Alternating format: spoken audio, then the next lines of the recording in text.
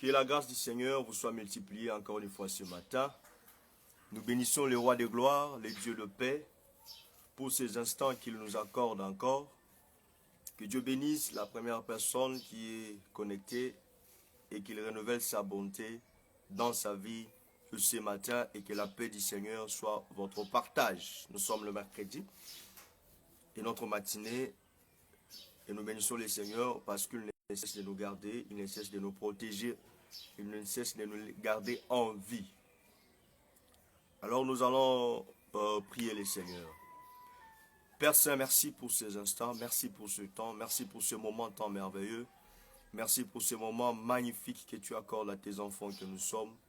Je recommande au Dieu l'écoute de ton fils, l'écoute de ta fille. Que la grâce du Seigneur soit le partage de chacun et que tu puisses disposer les cœurs, disposer les esprits, disposer les pensées afin que ce matin, ô Dieu, que quelqu'un soit béni au travers ce message. Dans le nom de Jésus-Christ, nous avons ainsi prié, nous disons Amen. Que la grâce de Dieu soit sur vous et que Dieu vous bénisse. Nous sommes encore là pour poursuivre avec notre bénédiction matinale par la grâce de Dieu. Rapidement, nous allons prendre notre écriture de base et la lire. Que Dieu nous bénisse. Nous sommes dans le livre de Marc, le chapitre 3, le verset 31 au verset 35. Il est écrit: Survinrent sa mère et ses frères qui, se tenant dehors, l'envoyèrent appeler. La foule était assise autour de lui et on lui dit: Voici, ta mère et tes frères sont dehors et te demandent. Et il répondit: Qui est ma mère, qui sont mes frères? Puis jetant les regards sur ceux qui étaient assis tout autour de lui: Voici, dit-il, ma mère et mes frères. Car quiconque fait la volonté de Dieu, celui-là est mon frère, ma soeur et ma mère. Nous ajoutons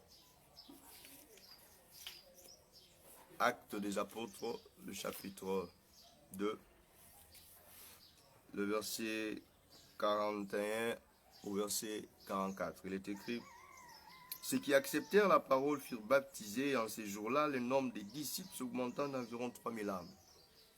Ils persévéraient dans l'enseignement des apôtres, dans la communion fraternelle, dans la fraction du pain et dans les prières. La crainte s'emparait de chacun et il se faisait beaucoup de prodiges et de miracles par les apôtres. Le dernier verset, Apocalypse, chapitre 4. Nous prenons le chapitre 6.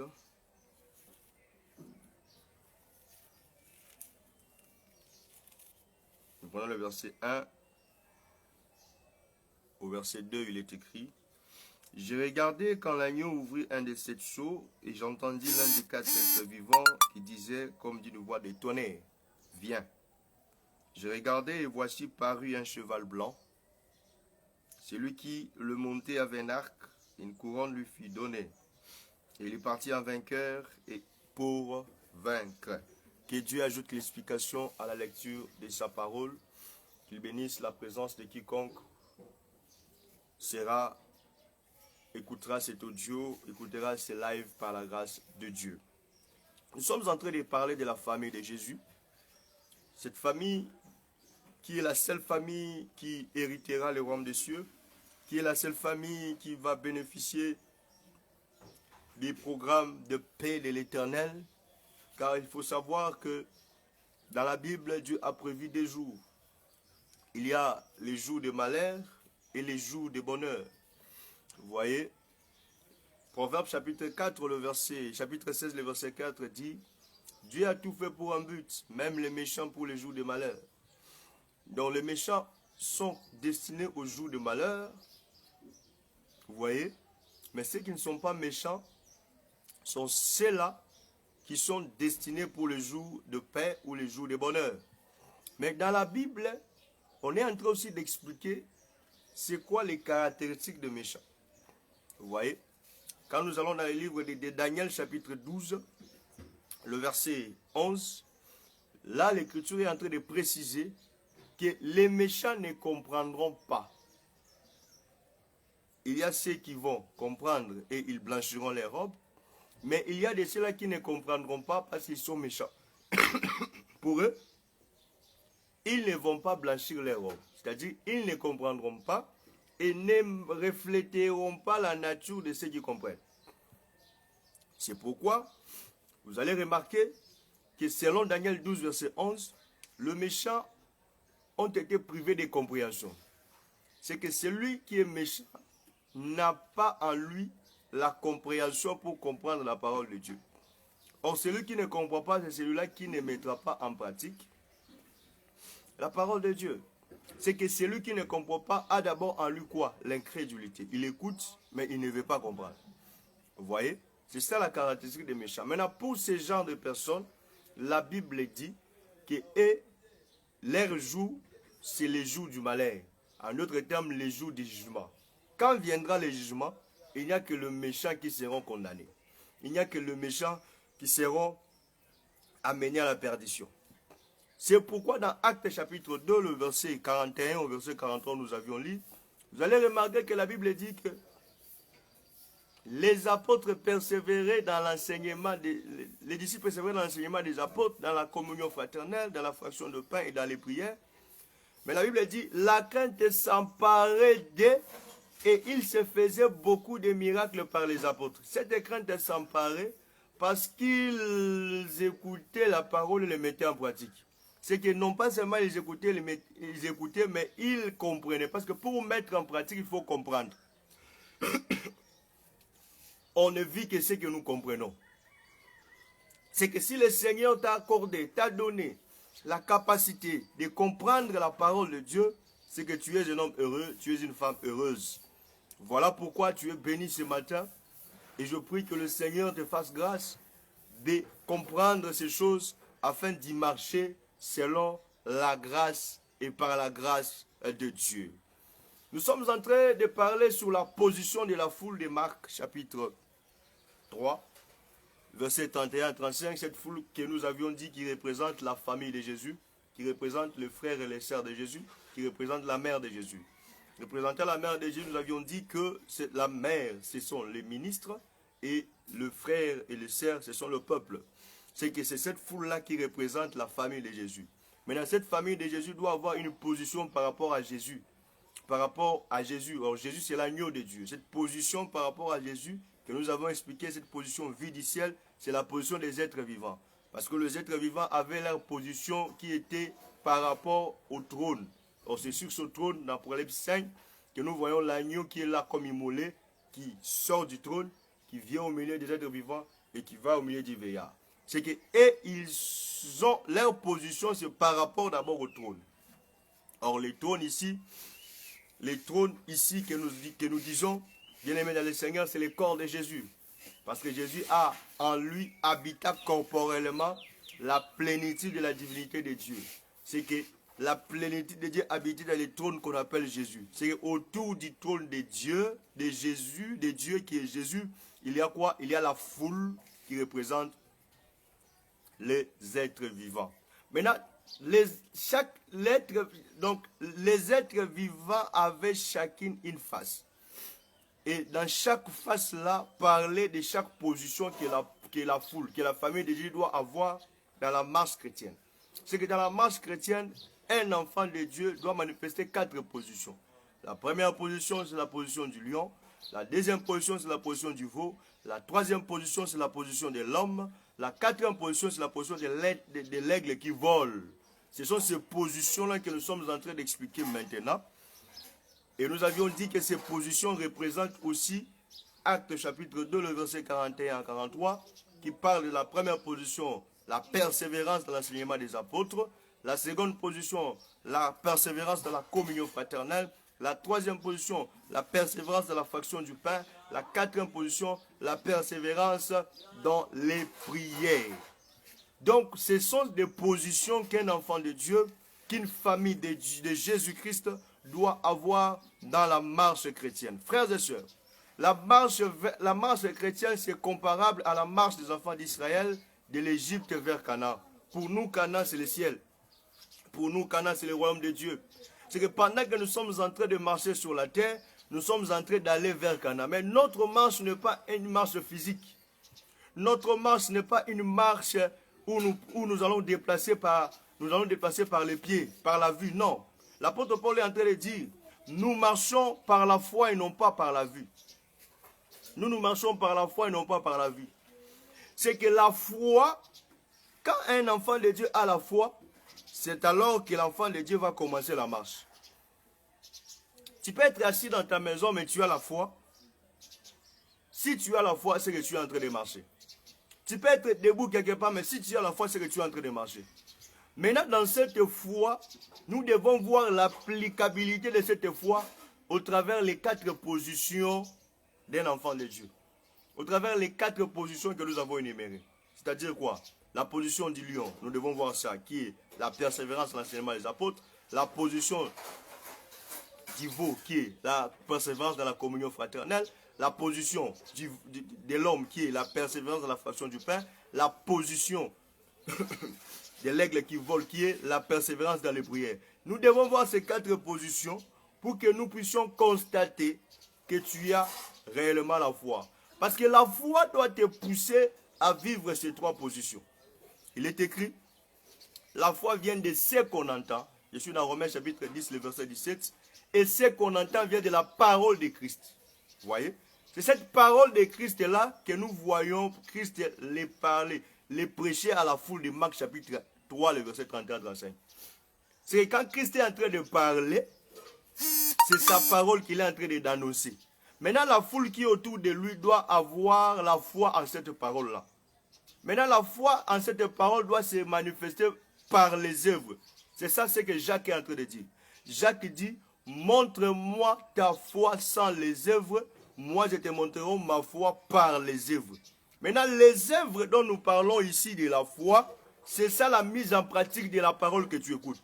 Cette mise en pratique se révèle premièrement, je répète, par la persévérance dans l'enseignement des apôtres, par la persévérance dans la communion fraternelle, par la persévérance dans la fraction du pain, par la persévérance aux prières.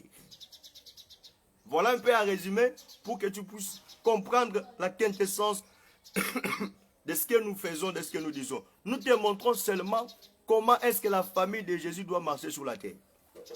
Maintenant, nous étions arrivés à la première position. Déjà hier, nous parlions de la première position, qui est la position de l'être vivant lion, qui est la position de la persévérance à l'enseignement des apôtres. C'est quoi d'abord le mot persévérance? Expliquons d'abord ce mot persévérance. Il est important que nous comprenions d'abord le sens du mot persévérance. La persévérance, c'est quoi?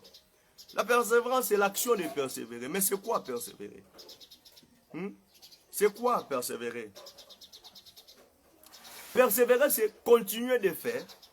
Là, j'ai pris cette définition au dictionnaire. Persévérer de faire. Ou être ce qu'on a résolu par un acte de volonté renouvelé. Je répète. La persévérance, c'est l'action de persévérer. Et persévérer, c'est quoi? Continuer de faire ou continuer d'être ce qu'on a résolu par un acte de volonté renouvelée. Vous allez voir dans cette définition de persévérance, il y a à l'intérieur une volonté que la personne renouvelle à chaque moment. Parce qu'on dit par un acte de volonté renouvelée. C'est qu'on ne peut pas persévérer si nous ne posons pas des actes, mais des actes qui se renouvellent par notre volonté. C'est que nous voulons quelque chose et nous renouvelons notre volonté à chaque fois parce que nous voulons ça. Maintenant, cette volonté, nous la renouvelons. Cet renouvellement de volonté se manifeste par les actes que nous accomplissons. Que Dieu nous bénisse. Pourquoi on parle de renouvellement des actes? Parce que dans la persévérance, dans le mot persévérance, il y a la pensée de persister. Pourquoi? Parce que dans la marche, il y aura des combats. Dans la marche, il y aura des tempêtes. Dans la marche, il y aura des vents contraires. J'avais illustré l'autre fois l'exemple de Jésus avec les disciples qui étaient en train de traverser la mer. Il a dit, passons à l'autre bord. Mais pendant qu'ils ont commencé à traverser, La Bible dit il y a eu les vents contraires qui ont soufflé. Et ça a soulevé le flot et la barque a commencé à vouloir chavirer. Vous voyez ce vent contraire qui s'est levé, ce sont les obstacles qui s'élèvent dans la marche. Maintenant, les gens qui sont dans la barque, qui sont devenus la barque, doivent persévérer pour arriver jusqu'à la fin. Maintenant, pendant qu'ils persévèrent, ils doivent poser des actes, ils doivent poser des actes par une volonté renouvelée. Donc, ils doivent manifester, donc ils doivent accomplir des choses pour continuer à résister afin d'arriver jusqu'au bout. C'est ça la persévérance. Maintenant, cette persévérance produit quoi? Parce que la persévérance a une œuvre qu'il produit. Celui qui sait persévérer jusqu'à la fin va produire quoi? La patience. C'est que la persévérance a un frère qui s'appelle la patience. La persévérance a un frère qui s'appelle la patience. La première personne qui est persévérante, c'est Dieu. C'est Dieu. C'est lui, la première personne qui a persévéré dans sa volonté de chercher à comment sauver l'homme, c'est Dieu. Parce que la Bible dit, dès les temps anciens, Dieu a parlé à nos pères par les prophètes de plusieurs manières, à plusieurs reprises. Pourquoi Dieu parlait? Parce que l'objectif de Dieu, c'était de sauver l'homme qui était tombé dans le péché. Maintenant, dans son objectif, il nécessitait d'envoyer des hommes. Il nécessitait d'envoyer des prophètes. Et dans son envoi de prophètes, Dieu persévérait, persistait, insistait. C'est pourquoi dans Jérémie 7, verset 25 à 26, il dit, « Depuis le jour où vous êtes sortis de l'Égypte, je vous ai envoyé des prophètes, mes serviteurs, dès le matin. » Vous voyez? C'est que le Seigneur a persisté à envoyer des prophètes dès le matin. Le souci de Dieu, c'était de venir sauver l'homme qui était dans le péché. Même si le prophète échouait, mais il l'envoyait encore. Même si le prophète échouait, mais il l'envoyait encore. C'est que Dieu de gloire était en train de continuer à faire ou d'être ce qu'il avait résolu par un acte de volonté renouvelé. Donc il renouvelait sa volonté par l'acte d'envoyer les prophètes. Vous voyez ça? Donc il envoyait les prophètes, il envoyait les prophètes, il envoyait les prophètes, jusqu'à ce que lui-même il a pris chair et il est venu sauver le monde. Vous voyez ce que Dieu a fait? C'est que le Seigneur a persévéré dans sa mission et il ne s'est pas fatigué. C'est-à-dire le Seigneur était patient. Donc il a manifesté aussi la patience. L'homme ne voulait pas, mais il était patient. L'homme ne voulait pas, il était patient. Maintenant, dans sa patience, il persévérait dans son travail. Frère, de la même manière, Dieu a été patient envers nous. De la même manière, toi aussi, il faut être patient avec ton frère. Et dans ta patience, il faut persévérer à vouloir son salut. Il faut persévérer à vouloir sa visitation. Nous sommes allés là-bas pour expliquer le mot persévérance. C'est pourquoi, comme Dieu a persévéré, il veut aussi que nous nous persévérions. Parce que le chemin du retour n'est pas facile. Le chemin du retour au ciel n'est pas facile. C'est le chemin qui est rempli de beaucoup de problèmes, beaucoup de vents, beaucoup de tempêtes. L'ennemi, le diable, ne nous laissera pas partir et rentrer en paix. Il viendra nous poser des embûches. Il viendra nous poser des problèmes. Mais le Seigneur nous demande la patience. Mais dans cette patience, nous devons persévérer dans ces 4 positions. Quand nous allons persévérer dans ces 4 positions, même si l'ennemi s'élève, nous ne tomberons pas. La première position, c'est la position de l'être vivant lion.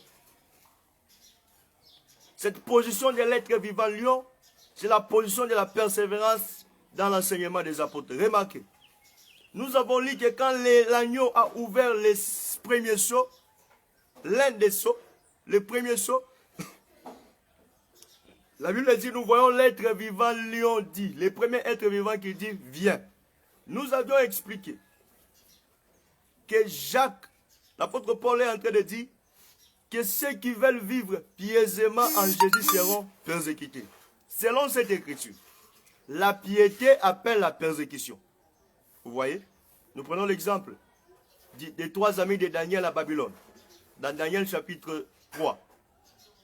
là, à cause de la piété de ces trois amis de Daniel, ils ont refusé d'adorer la statue. Directement, la persécution s'est invitée et ils ont été quoi? Jetés dans la fournaise du feu. C'est que cela veut dire que celui qui veut vivre pieusement en Jésus sera persécuté. La piété ici, c'est seulement vivre la crainte de Dieu. C'est ce qui s'est passé avec les apôtres. C'est-à-dire que la crainte s'emparait des disciples et il se faisait beaucoup de miracles par les apôtres. Cette crainte-là qui s'emparait, cette piété-là qui s'emparait par les apôtres a directement appelé la persécution.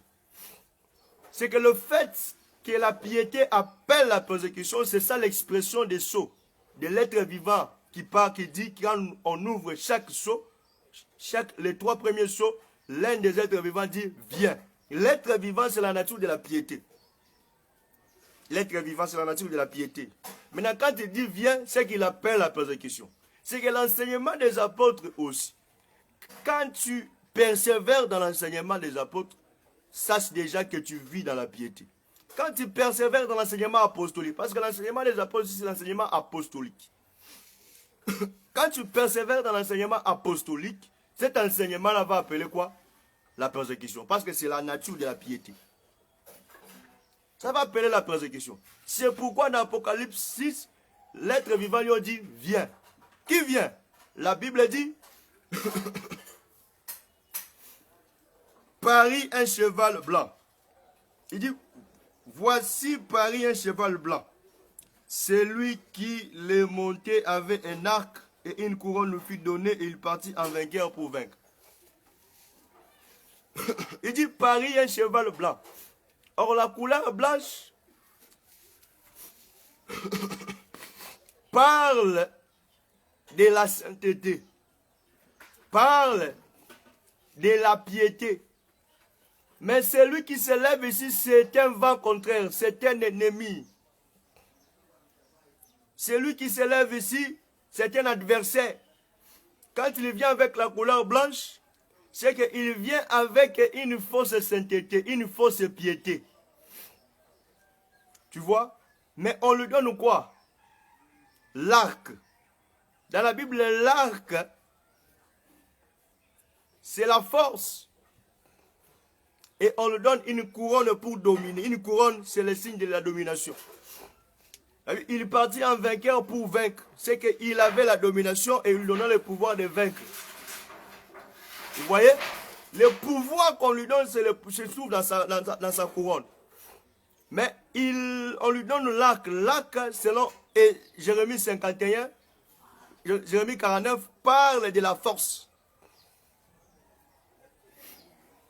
Et Jérémie 9, on dit que l'arc qui a des flèches, l'arc qui lance des flèches, c'est aussi la bouche qui lance les paroles, qui lance le message, qui lance les paroles.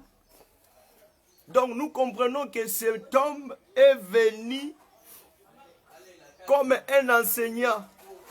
C'est pourquoi l'apôtre Paul est en train d'expliquer dans 2 Corinthiens 11. Disons.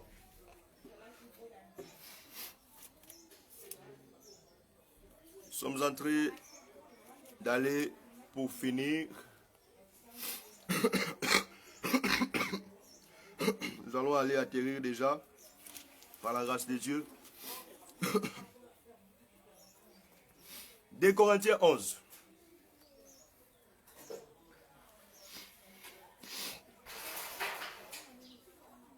Nous commençons au verset 13 jusqu'au verset 15. Ces hommes-là sont des faux apôtres, des ouvriers trompeurs, déguisés en apôtres de Christ. Et cela n'est pas étonnant, puisque Satan lui-même se déguise en ange de lumière. Vous voyez? La lumière a la couleur blanche. La lumière apporte la clarté. C'est que Satan qui se déguise en ange de lumière, c'est lui le cheval blanc. Maintenant, quand il se déguise en ange de lumière, il vient comme le cheval blanc. Lui qui se déguise en ange de lumière, il est l'imitateur du véritable ange de Dieu qui est Jésus. Parce que nous avons donné l'autre fois le livre de Galates chapitre 4, le verset 14, pour expliquer que l'ange de Dieu, c'est Jésus-Christ. Donc lui, il vient comme un antichrist, mais l'antichrist, il se déguise en ange de lumière, parce qu'il ne veut pas travailler ouvertement. Parce qu'il sait que s'il vient travailler ouvertement, le peuple ne vont pas le recevoir. Mais il doit se déguiser. Il dit, il se déguise. Lui-même, il se déguise en ange de lumière. Et le verset 15, on dit, il n'est donc pas étrange que ces ministres aussi se déguisent en ministres de justice. Leur fin sera selon leurs œuvres. Vous voyez? Comme les ministres de Christ, ce sont les apôtres. Et ils ont l'enseignement apostolique. Le diable aussi a ses ministres. Lui vient seulement imiter. Il vient aussi comme un ange de lumière, déguisé comme un ange de lumière. Mais il envoie ses ministres. Là que c'est la bouche. La bouche représente les ministres. Il envoie ses ministres avec des messages. L'objectif de ces ministres-là, c'est pour que celui qu'on a donné la couronne puisse dominer sur ceux qui écouteront, sur ceux qui seront pervertis. Vous voyez ça? Voilà comment l'apôtre Paul est en train de dire. Il ajoute un élément très important. Je suis dans le livre de Galates, le chapitre 1. Que dit-il? Il dit, nous commençons au verset 6. Je m'étonne que vous vous détourniez si promptement de celui qui vous a appelé par la grâce de Christ pour passer à un autre évangile. Non pas qu'il y ait un autre évangile, mais qu'il y ait des gens qui vous troublent et qui veulent renverser l'évangile de Christ. Vous voyez? Ils veulent renverser l'évangile de Christ parce qu'ils sont envoyés du diable. Non, le verset 8. Mais quand nous-mêmes, les apôtres, quand un ange du ciel annoncerait un autre évangile que celui que nous vous avons prêché, qu'il soit anathème. Donc ici, l'apôtre Paul place les choses à sa place. Il dit, même quand un ange du ciel, attention, quand l'apôtre Paul dit un ange du ciel, cet ange du ciel, attention, c'est Satan qui se déguise en ange de lumière. Pourquoi? Parce qu'un ange de Dieu ne veut pas contredire ce que son maître a dit. Si tu vois quelqu'un contredire, un ange qui vient qui contredit ce que Dieu a dit, c'est que cet ange-là ne vient pas de Dieu. Cet ange-là vient du diable. Maintenant, pourquoi on appelle ange du ciel? On appelle ange du ciel parce que Éphésiens chapitre 6 est en train d'expliquer qui est cet ange du ciel. Lisons. Éphésiens chapitre 6. Commençons, nous lisons le verset 12. Il est écrit. Car nous n'avons pas à lutter contre la chair et le sang, mais contre les dominations, contre les autorités, contre les princes de ce monde des ténèbres, contre les esprits méchants dans les lieux célestes. Vous voyez? Cet ange du ciel-là, ce sont les dominations, les autorités, les principautés, les esprits méchants dans les lieux célestes. Ce sont eux qui se déguisent en ange de lumière. Maintenant, qui viennent avec un message semblable, mais avec l'objectif de vous désorienter de la persévérance à l'enseignement apostolique. Et l'apôtre Paul dit que cet ange-là du ciel soit anathème, anathème. Mais il dit même nous-mêmes, parce qu'il savait que l'homme peut changer sa conversion à cause du temps du siècle présent. Peut changer son témoignage à cause du siècle présent. Nous le voyons aujourd'hui. Il y a des hommes de Dieu qui avaient commencé, des frères qui avaient commencé à prêcher la bonne parole, à cause de l'amour de l'argent, à cause de la cupidité, à cause des connexions diaboliques, ils ont changé leur prédication. Ce sont ces gens-là. La Bible dit qu'ils soient anathèmes. Pourquoi? Parce qu'ils sont en train de désorienter le peuple de la persévérance à l'enseignement apostolique. Or, la persévérance à l'enseignement apostolique, c'est la première position qu'un enfant de Dieu doit avoir pour hériter le ciel. Frère, il y a des anges du ciel, comme les esprits méchants des lieux célestes, mais ils se déguisent comme des anges de lumière. Leur objectif, c'est de nous détourner des enseignements apostoliques.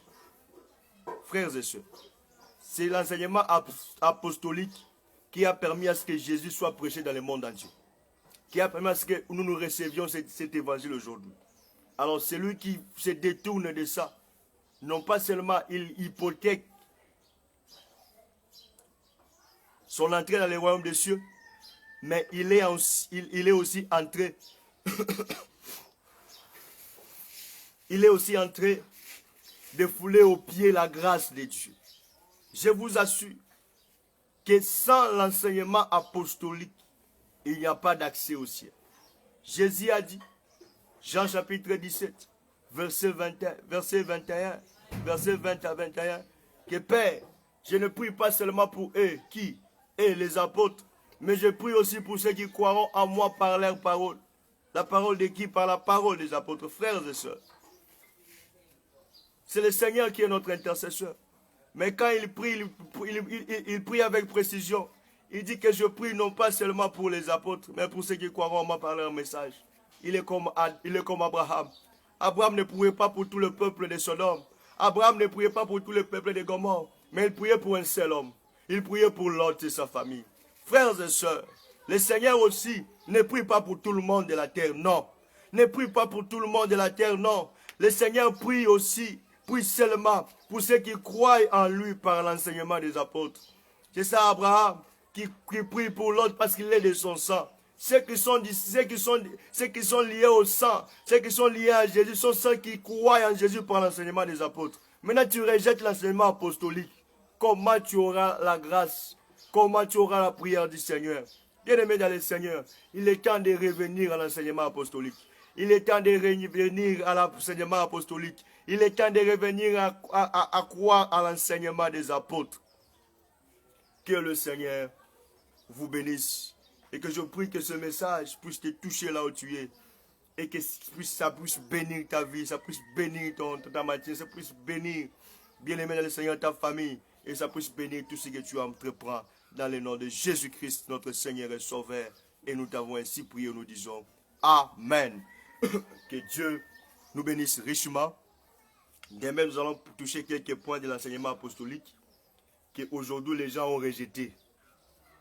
Nous allons toucher quelques points parce que nous devons expliquer ces lions. C'est quoi l'enseignement apostolique? Nous devons toucher ça.